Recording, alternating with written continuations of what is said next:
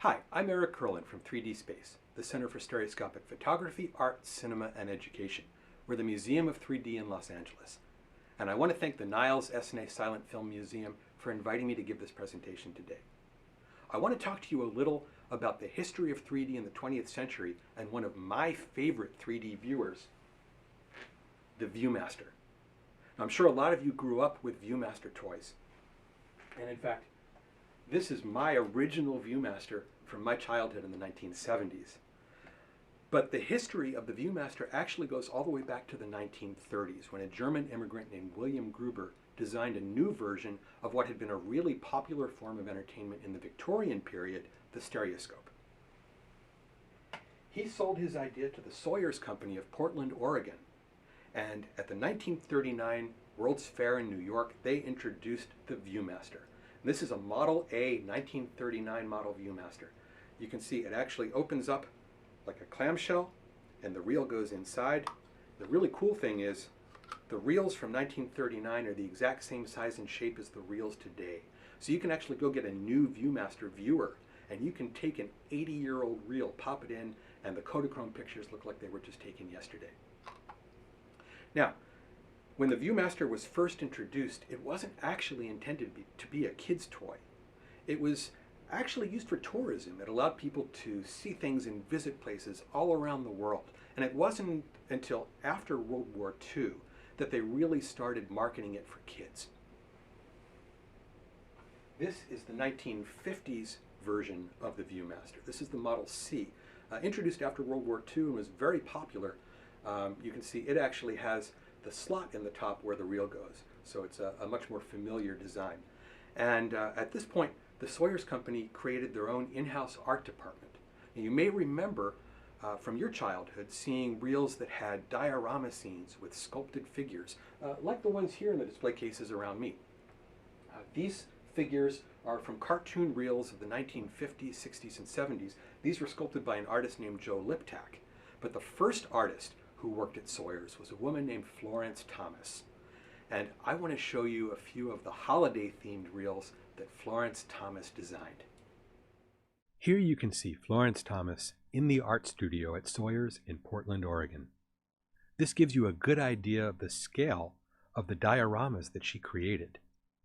In order to create the Viewmaster reels, the photographers would take a left-eye picture of the scene and then move the camera slightly to the right and take another picture from the right eye point of view. Florence Thomas created sculpted illustrations for many children's stories, including this holiday favorite. You know Dasher and Dancer, and I'm sure you know Rudolph the Red-Nosed Reindeer. You're probably most familiar with the 1964 stop-motion animated TV version of the story that features the song by Johnny Marks. Or maybe you know the 1949 Gene Autry recording of that song. But what you probably don't know is that the original story of Rudolph the Red-Nosed Reindeer was written by Robert L. May for the Montgomery Ward department store, which distributed it in their holiday gift book in 1939. May's sister was married to songwriter Johnny Marks, who wrote the song in 1948. The song became so popular that the Sawyer's Company licensed the story from May and released this reel dated 1950 to tell the story. Rudolph the Red-Nosed Reindeer. The day before Christmas, the young reindeer were having a grand time. They were playing, but they wouldn't let one little reindeer play with them. They called him names. "Look at Rudolph with his big, red, shiny nose." Rudolph cried. He wished his nose was like the others, small and brownish, not shiny. Rudolph hoped that Santa Claus, who was already packing his sleigh, would remember what a good little reindeer he had been all year, even though his nose did look funny. Everybody looked so happy as they helped Santa, except Rudolph, who stood back and looked very sad. "Why is my nose so red and shiny?" Rudolph sobbed to himself. That Christmas Eve was very foggy and very, very dark. Santa and his reindeer couldn't go fast and were having a hard time finding their way. They tangled in the treetops and barely missed hitting a four-motored plane. Inside the house, Santa tripped and stumbled in the dark. He could scarcely see to choose the right presents, until he came to the room that was lighted by sleeping Rudolph's big red shining nose. Santa woke Rudolph and said, "You can save the day for me by lighting the way through this terrible fog. The children will get their presents in time after all." Rudolph was very happy. His nose lighted the way as he led Santa's sleigh through the dark, foggy sky. Santa was happy too. His troubles were over. Inside the houses too, Rudolph's nose gave just enough light for Santa to choose the right gifts from his pack. When they returned home, Santa told all the other reindeer how Rudolph's red nose had lighted the way. All the reindeer children cheered him as a hero. Rudolph blushed from his head to his toes. Then Santa made him commander-in-chief to lead his reindeer and sleigh on every dark, foggy Christmas Eve.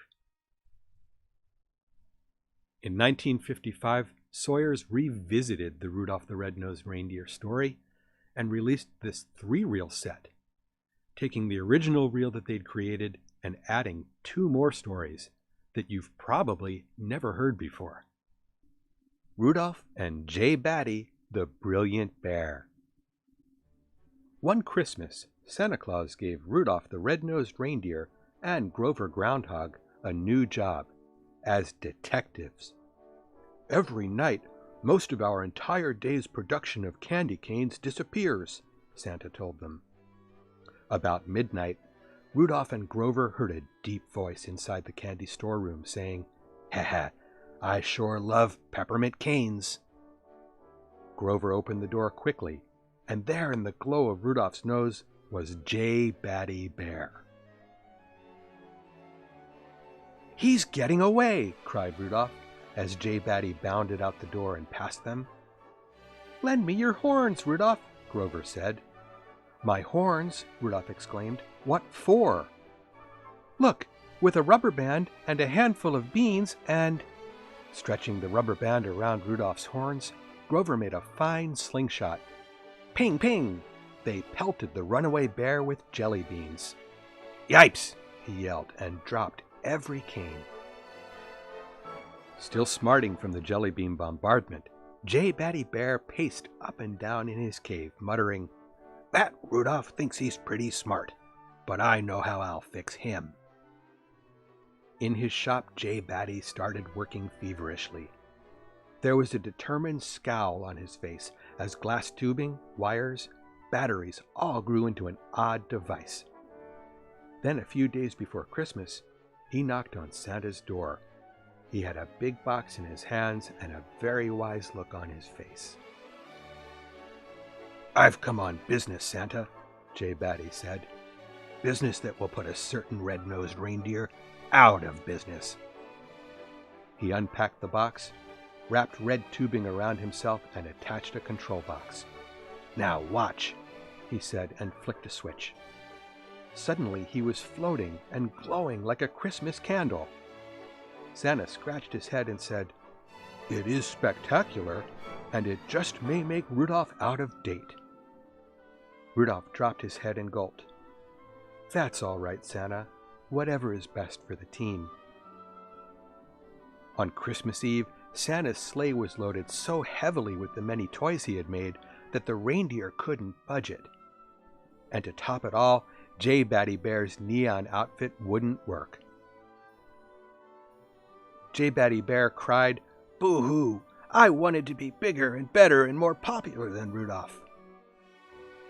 "Nobody could be more popular than Rudolph," said Grover. "But if you really want to help—" he whispered into J. Batty's ear. Santa climbed onto the load of toys and called, "Up, Rudolph! Up, Dancer and Prancer!"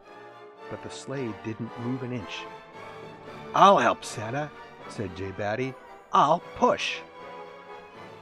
That Christmas, through darkness and cold, Rudolph's glowing nose guided Santa Claus to each chimney top. And J. Batty Bear pushed the sleigh with all his might, so that boys and girls everywhere could have a very Merry Christmas. Rudolph and Uncle Bigby, the Blue-Nosed Reindeer. Perhaps because all of his life people had laughed at his blue nose, Rudolph's Uncle Bigby was a rude, crabby old miser. When visiting Rudolph, he sneered, "Merry Christmas! Bah! Humbug!" In fact, he banged his walking stick on Santa's workshop floor and told Santa, "Why you waste your time making a lot of silly toys for children, I'll never know. No kinfolk of mine is going to work in such nonsense. Come, nephew." Head bowed, Rudolph followed his uncle. "Uncle Bigby, I wish you would try to understand how Santa Claus makes children happy," Rudolph said as they trudged across the ice. "Humph," grunted Uncle Bigby. "All I can say is that it's a good thing you left that silly old man who fritters his time away." Rudolph flared, "You can't call Santa Claus a silly old man. And furthermore, I'm going right back now to help him." "Nephew," shouted Uncle Bigby, jabbing his sharp walking stick on the ice, "come back this instant." The last jab was too much. Crack! Crack! Uncle Bigby's cane had broken the ice, and he began to float away. Rudolph ran to Santa's workshop and cried, "Help! Uncle's on an ice floe! He'll drown!" "Reindeer afloat!" called Santa Claus. "Hitch up the reindeer team! Ho, Dancer! Ho, Prancer!" Soon they were in the air, but Rudolph's uncle was nowhere to be found. They searched until dark. Then Santa told Rudolph to turn his nose on. Its red glow swept the waves like a searchlight. "Santa!" Rudolph cried. "There he is! And a polar bear is after him! We must do something!" In his excitement, Rudolph jumped out of the sleigh and landed kerplunk right on the bear's head, stunning him. "Harumph," said Uncle Bigby. "I'm glad you arrived in time for once." Rudolph gulped. "A lot of good that will do when this bear wakes up. Santa can't land his sleigh here either." From the sleigh circling overhead, Grover Groundhog's voice came down. "Here, Rudolph, use this!" And a magnifying glass landed on the bear's soft fur without breaking. "I'll try," said Rudolph doubtfully. "A fine thing," commented Uncle Bigby. "A huge polar bear lies there, and my nephew needs a glass to see him." But Rudolph's nose glowed cherry red, and the big lens concentrated the rays in one fiery spot. The bear awoke. "Yow!" he yelled as the beam burned deeper and deeper. "Ouch! Ouch!" he yelped and jumped into the icy waters. Santa threw down a pole ladder, but Uncle Bigby was too old and creaky in his joints to climb it. Rudolph dug in his sharp little hoofs and called up to the sleigh. "Head for land! We'll ice a plane in!" "Mr. Santa Claus," he croaked, shaking his stick angrily, "if there's one thing I can't stand, it's people not having a Merry Christmas. Furthermore, I insist that you take this money and make some poor children extra happy." Santa winked at Rudolph and made a magic sign. For Santa is a magic man, you know. And all the little elves cheered, for Uncle Bigby's awful blue nose was as red as Rudolph's, though not as shining. I hope you've enjoyed these holiday Viewmaster stories.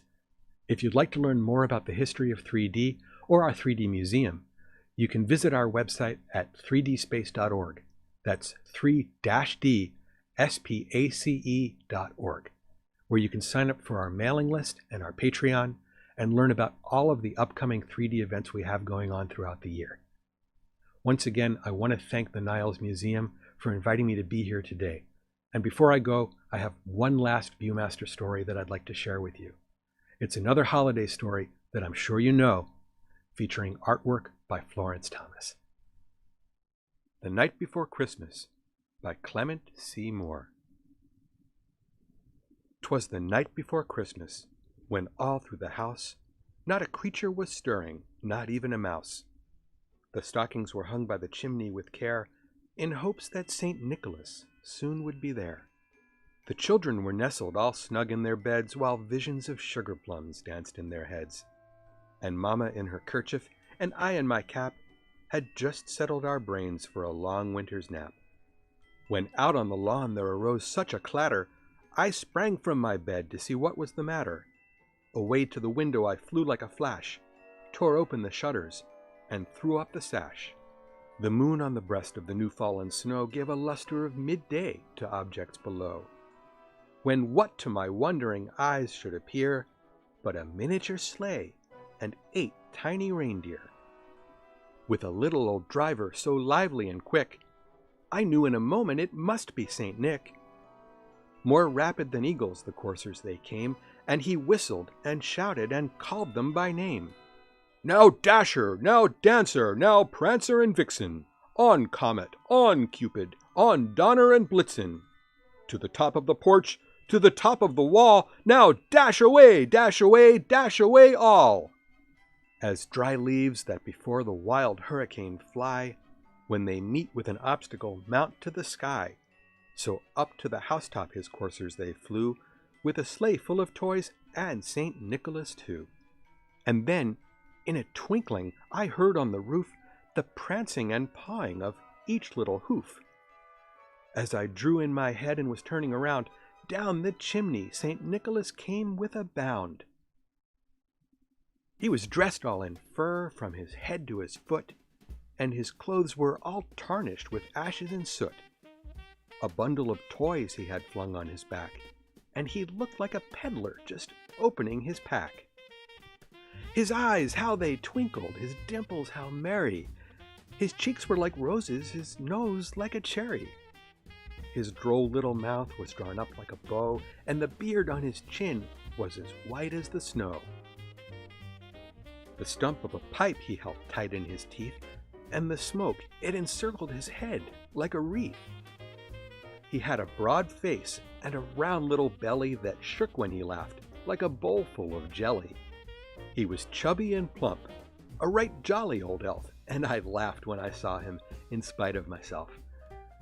A wink of his eye and a twist of his head soon gave me to know I had nothing to dread. He spoke not a word, but went straight to his work, and filled all the stockings, then turned with a jerk, and laying his finger aside of his nose, and giving a nod, up the chimney he rose. He sprang to his sleigh, to his team gave a whistle, and away they all flew like the down of a thistle. But I heard him exclaim, ere he drove out of sight, "Happy Christmas to all, and to all a good night."